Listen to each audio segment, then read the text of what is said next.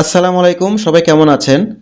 তো আজকে আমি আপনাদেরকে দেখাবো যে কিভাবে আপনারা এনটিআরসিএ বা নিবন্ধনের ভাইভা পরীক্ষা দিতে ঢাকায় যাবেন এবং আপনারা কোথায় থাকবেন বা থাকতে পারবেন আবাসিক হিসেবে।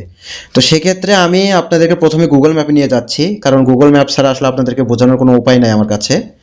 হ্যাঁ, তো যাই হোক, আর একটা কথা প্রথমেই বলে নিই ভাই, যাদের টাকা পয়সা নিয়ে সমস্যা নাই, হ্যাঁ, যারা আলহামদুলিল্লাহ খরচ করতে পারবেন, তারা আমার ভিডিওটা না দেখলে মনে হয় ভালো হবে।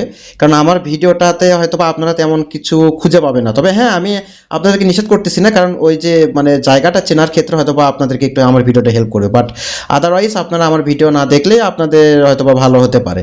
আর যারা আমার মতন বেকার বা আপনারা টাকা পয়সার সমস্যা, শুধুমাত্র তাদের জন্য আমি ভিডিওটা আজকে বানাইতেছি। ঠিক আছে, তো এই যে আপনারা দেখতে পারতেছেন আমি গুগল ম্যাপে চলে আসছি। এটা আমাদের বাংলাদেশের রাজধানী ঢাকার ম্যাপ।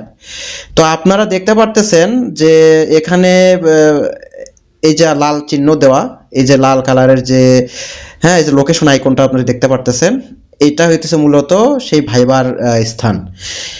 এটাকে বলা হয় হচ্ছে অ্যাবাকাস কনভেনশন সেন্টার, এবং আরেকটা সুন্দর নাম আছে, সেটা হচ্ছে বোরাক টাওয়ার। ঠিক আছে, বোরাক টাওয়ার নামেই মনে হয় বেশি পরিচিত। তো এটা কিন্তু এই যে এখানে লেখা দেখতেছেন ওল্ড এলিফ্যান্ট রোড, এই রোডে অবস্থিত। আর এই পাশে হচ্ছে এই যে মিন্টু রোড আছে, আর ওই পাশে ওই যে সচিব নিবাস রোড, বা যাই হোক ওগুলো অত লাগবে না, রোডের নাম না জানা থাকলেও চলবে। জাস্ট আমি আপনাদেরকে এমনিতে মানে শোনাইলাম আর কি।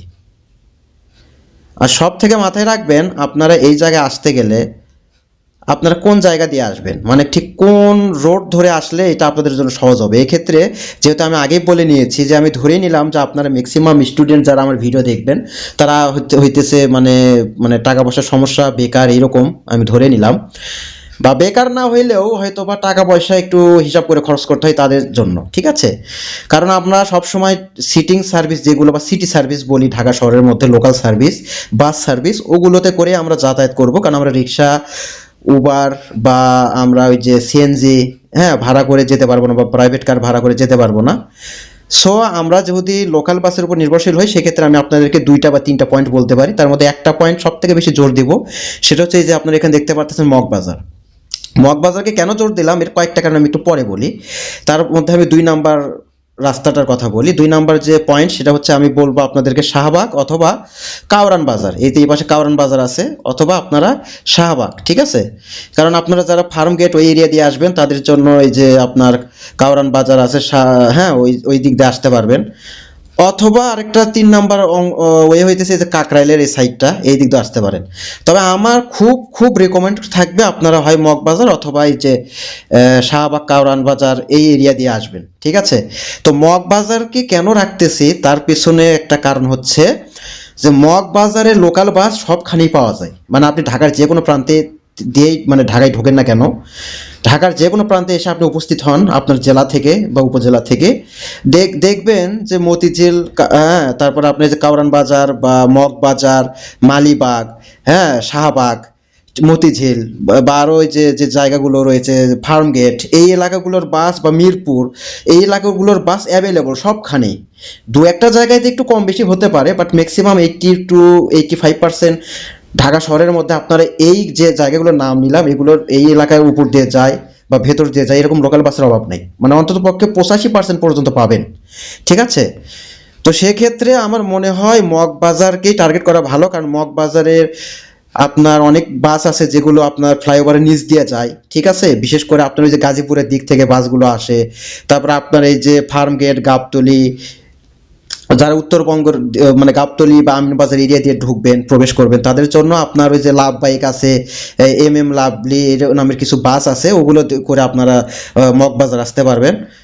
আর আপনার শাহবাগেরও কিছু বাস আছে, কারওয়ান বাজারের দিক দিয়ে যাওয়ারও কিছু বাস আছে। আর হ্যাঁ, তো ওগুলোর নাম আমি এখন নিচ্ছি না, ওগুলো আমার মনে নাই আসলে, সত্য কথা যেটা। হ্যাঁ, কারণ ঢাকা শহরের অনেক বাসের নামই আমি ভুলে গিয়েছি এই মুহূর্তে। তো এখন বিশেষ করে যারা উত্তরবঙ্গ, বিশেষ করে উত্তরবঙ্গ বলতে আপনারা যারা উত্তর দিক থেকে, উত্তরের বিভাগ থেকে আসবেন, ময়মনসিংহ, হ্যাঁ, বা সিলেটের ওই দিক থেকে যারা আসবেন বা বিশেষ করে ময়মনসিংহ দিয়ে থেকে যারা আসবেন, তারা অবভিয়াসলি আপনারা মহাখালী দিয়ে যেহেতু আপনাদের ঢুকতে হয়, তো আপনারা অবশ্যই আপনারা মগবাজার দিয়েই ঢুকবেন, এটা আপনাদের জন্য কনফার্ম। আর যারা রংপুর রাজশাহী বিভাগ থেকে আসবেন, ঠিক আছে, যারা রংপুর বা রাজশাহী বিভাগ থেকে আসবেন, তারা অবভিয়াসলি আপনারাও চেষ্টা করবেন যে যদি রাতের বেলা আসেন আর কি, ঠিক আছে, মানে এসে পরীক্ষা দিবেন, তারাও অবশ্যই মহাখালী দিয়ে ঢুকবেন। আর দিনের বেলাও যদি আসেন সেক্ষেত্রে মহাখালী দিয়ে আসতে হবে, মানে একদিন দুদিন আগে আসলেও মহাখালী দিয়ে আসতে হবে। যদি আপনারা আবাসিকে থাকতে চান সেক্ষেত্রে মহাখালী ছাড়া আপনাদের বিকল্প নাই, অবশ্যই আপনারা গাবতলী বা আমিনবাজার ওইটা অ্যাভয়েড করবেন, কল্যাণপুরে অ্যাভয়েড করবেন। তবে হ্যাঁ, ওই দিক দিয়ে আসলেও যে আপনার একদম মানে মহাভারত অশুদ্ধ হয়ে যাবে তা না, ওই একই কথা, ওই দিক দিয়ে আসতে পারবেন, বাট আমি আপনার খরচ এবং সময় কমানোর জন্য বলতেছি। আর মহাখালীর এইদিকে আপনার টঙ্গী এই এলাকাগুলোতে আবার একটু জ্যাম হয়, সময় হাতে নিয়ে বের হয় ভালো, ঠিক আছে। তো যাই হোক, কেন বললাম, কারণ মহাখালীতে নামলে আপনারা খুব অল্প সময়ের মধ্যে আপনারা এই যে মগবাজার আসতে পারবেন। দেখেন খুবই সামান্যটুকু রাস্তা, এই যে এখানে মহাখালী, এই যে দেখতে পারতেছেন মহাখালী বাস টার্মিনাল, ওখান থেকে সম্ভবত আপনার 500 1 কিলো, 1 কিলো 2 কিলো 2.5 কিলোর মতন মনে হয় রাস্তা, ওই 2 কিলোর একটু বেশি।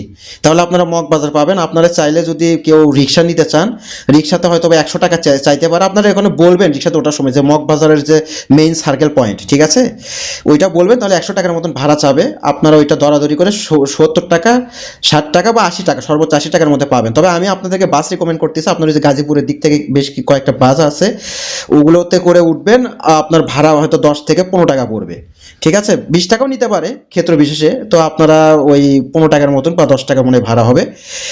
মগবাজার আসার পরে এই যে আমি দেখাইতেছি, মগবাজার এখানে অনেকগুলো হোটেল আছে ভাই, ঠিক আছে, আবাসিক হোটেল আছে। মগবাজার আসার পরে এই যে প্রথম একটা হোটেল পাবেন এখানে। আমি আর একটা কথা বলি, এখানে আমি কারো কোনো মানে আহ, কি বলে ওগুলো, কি মানে কারো অ্যাড করতেছি না আমি, ঠিক আছে, এটা কোনো আপনার কোনো প্রমোশনাল ভিডিও না, জাস্ট আমি বলতেছি, আপনারা কয়েকটা নাম বলতেছি। মগবাজার পয়েন্টে নামলে আপনারা দেখতে পারবেন এই ফ্লাইওভার আছে, কিন্তু মগবাজারে আসলে দেখুন উপর দিয়ে মানে চতুর্দিকে ফ্লাইওভার আছে রাস্তার উপর দিয়ে।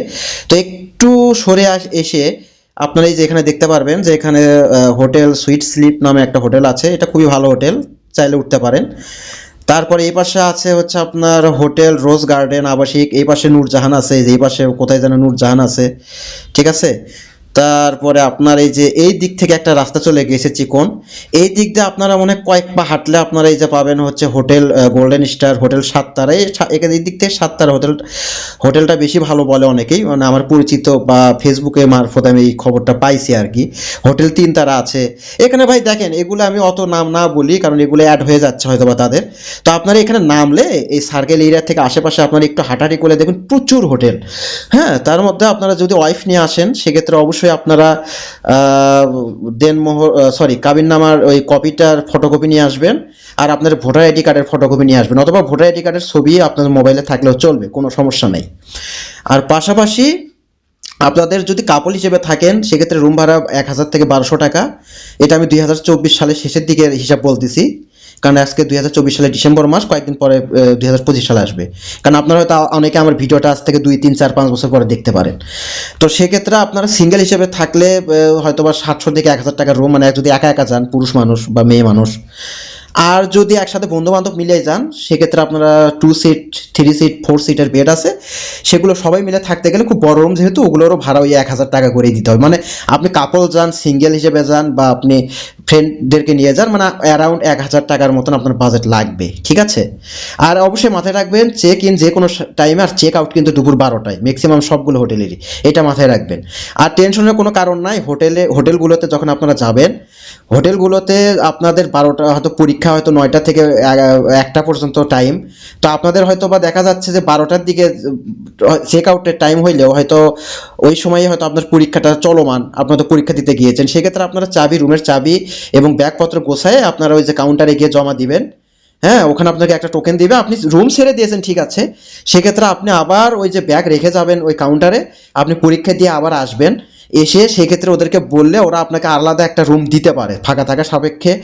হ্যাঁ, বা ওদের কিছু কমন রুম থাকে সেগুলো তো আপনাকে হয়তো বা দেবে, সেই কমন রুমে গিয়ে কমন টয়লেট বা কমন মানে কিছু ব্যাপার স্যাপার আছে, ওখানে গেলে আপনারা আবার আপনার কাপড়টা মানে আপনার ভাইবার কাপড়টা ড্রেসটা চেঞ্জ করে আবার নর্মাল ড্রেস পরে আপনারা বাসায় ব্যাক করতে পারবেন, ঠিক আছে। তো এই হোটেলগুলো এই সুবিধাগুলো আপনাদেরকে দেবে ইনশাল্লাহ। তো তো বিশেষ করে আমি যে কয়টা নাম বলছি ওগুলোতে গেলে এই সুযোগটা পাবেন বিশেষ করে। তো আমি আবার বারবার বলতেছি, আমি নাম বলার মাধ্যমে কিন্তু তাদের কোনো অ্যাড বা তাদের কোনো প্রমোশন করতেছি না, দয়া করে কেউ ভুল বুঝবেন না। আর এখন দেখেন আমি কেন মগবাজারের কথা বললাম তার আরেকটা কারণ বলি। ধরেন এটা মগবাজার, মগবাজার থেকে আমাদেরকে যেতে হবে এই যে লাল কালারের যে টিক চিহ্নটা দেখতেছেন, সরি আইকনটা দেখতেছেন, তো এটা কিন্তু এই যে দেখেন মগবাজারের এখান থেকে আমার যেতে হবে। তো আমরা একটু ডিস্টেন্সটা মাপি, সম্ভবত এটা আপনার হাফ কিলো না, আপনি হেঁটে যেতে পারবেন, ঠিক আছে? সকালবেলা উঠে হেঁটে আপনার সর্বোচ্চ 10 মিনিট লাগবে, সর্বনিম্ন জোরে পায়ে হাঁটলে আপনার 5 থেকে 7 মিনিটও লাগবে। তো এটা আমি একটু মেজারমেন্ট করার চেষ্টা করি, আসেন আমার কথাটা ঠিক কিনা। এই যে আমি পয়েন্টে একটু চাপ দিয়ে ধরলাম, ধরে আমি এখন মেজার ডিস্টেন্স করব। তো আমি ডিস্টেন্সটা মেজারমেন্ট করব, আমি দেখেন। তো আপনারা দেখতে থাকেন কিভাবে মেজারমেন্ট করি আমি। তো এই যে নিউ এলিফ্যান্ট রোড, এই যে এই পয়েন্টে আসলাম, এসে এখন এই যে এইদিকে আসতে হবে আমাদেরকে, ঠিক আছে? তো এই এরিয়াটা কিন্তু ভাই খুবই ভিআইপি এবং খুব সিকিউর একটা এরিয়া, ঠিক আছে? পুলিশ আর্মি এরা কিন্তু সবসময় আপনার টহলরত অবস্থায় থাকে, কারণ এই যে এখানে পুলিশদের একটা কনভেনশন সেন্টার না কি জানি আছে, আমি সঠিক ওইভাবে জায়গায় যে ম্যাপে এখানে দেখা যাবে মনে হয়, এই যে কনভেনশন হল আছে। তো অবশ্যই অবশ্যই আপনারা এই জায়গাতে একটু মানে গিয়ে কোনো উল্টাপাল্টা কাজ করবেন না, জাস্ট ভাইবার ওই সেন্টারের সামনে ওয়েট করবেন, ঠিক আছে? এই যে দেখেন এই যে 0.4 মিটার, ঠিক আছে? এখন 0.4 মিটার তাহলে কতগুলো হচ্ছে, মানে আপনার কত হচ্ছে একটু হিসাব করে নিন, মানে 400 মিটার বা 500 মিটারের মতন ওইরকমই কিছু একটা রাস্তা। তো দেখেন খুবই ছোট একটা এরিয়া কিন্তু, ঠিক আছে? তো আপনারা জাস্ট এইটুকু রাস্তা কভার করতে আপনাদের কতক্ষণ লাগবে? বড় জোর 7-8 মিনিট। আর মেয়ে মানুষ যদি থাকে সাথে, বা হ্যাঁ, বা যারা মেয়ে মানুষ তারা হয়তো একটু আস্তে পায়ে হাঁটেন, তাদের ক্ষেত্রে 10 মিনিট লাগতে পারে। তো ঠিক আছে, ভিডিও আমার অনেক বড় হয়ে যাচ্ছে, তো আমি আর শেষ কয়েকটা ইম্পর্টেন্ট কথা বলি। সেটা হচ্ছে যে আপনি যদি ওখানে যান, এই যে অ্যাবাকাস যে ইয়াটা রয়েছে বা বোরাক টাওয়ার যেটা রয়েছে, ওখানে যাওয়ার পরে কি কি করণীয়, কি কি করতে হবে, মানে ওখানে মানে কিভাবে, মানে ওই এরিয়াটা কীরকম, ওইটা নিয়ে তেমন কোনো ভিডিও হয়তো ইউটিউবে নাই। তো আমি ওই গত 2 দিন আগে আমার ওয়াইফকে নিয়ে আমি গিয়েছিলাম পরীক্ষা দেওয়াতে, আমার ওয়াইফ ইংলিশের ভাইবা দিল। তো তখন আমি আশেপাশে থেকে অনেকগুলো আপনার ভিডিও কালেক্ট করেছি ওই এলাকার, ওখানে কিভাবে মানে ঢোকার সময় কিভাবে ঢোকাই নেয়, কিভাবে কাগজপত্রের ব্যাপারগুলো, হ্যাঁ। তো ওগুলো নিয়ে এবং আপনারা ওখানে কোথায় ওয়েট করতে পারবেন এগুলো নিয়ে আমি একটা ভিডিও তৈরি করে রেখেছি, এডিট করা হয় না এখনও, সেটা আমি একটু এডিট করে, হ্যাঁ, প্রয়োজনীয় কিছু মানে একটু ভয়েস ওভার করে আমি ভিডিওটা 2-1 এর মধ্যে হয়তো ছাড়বো। তা আপনারা যারা এই ভিডিওটা দেখলেন তারা একটু কাইন্ডলি আমাকে অবশ্যই একটু সাবস্ক্রাইব করবেন, এটা আমার নতুন ইউটিউব চ্যানেল। আর পরবর্তী ভিডিওটা তাহলে অবশ্যই অবশ্যই আপনারা মানে দ্রুততার সঙ্গে মানে নোটিফিকেশন আকারে দেখতে পারবেন, মানে আমি ছাড়লে অথবা আপনারা নোটিফিকেশন পেয়ে যাবেন সেক্ষেত্রে, অথবা আপনারা ওই সাবস্ক্রাইব করা থাকলে আপনারা ইউটিউবে ঢুকলে অটোমেটিক আপনাদের সামনে শো করবে।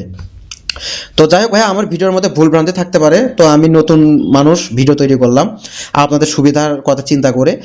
তো ভুল ভ্রান্তি থাকলে অবশ্যই আমাকে ক্ষমা সুন্দর দৃষ্টিতে দেখবেন। আর অবশ্যই এই যে যেটা বললাম, শুধু মগবাজার না, আপনারা অবশ্যই এই যে এই দিক দিয়েও শাহবাগ বা ওই দিক দিয়ে বা কাকরাইল দিয়েও ঢুকতে পারবেন, হ্যাঁ। তবে আমি যেটা দেখালাম এই ওইটা সব থেকে সহজ হবে আপনাদের জন্য। তো সবাই ভালো থাকবেন, আমার জন্য দোয়া করবেন, ইনশাল্লাহ দেখা হবে পরবর্তী কোনো একটি ভিডিওতে। ততদিন সবাই ভালো থাকেন, খোদা হাফেজ।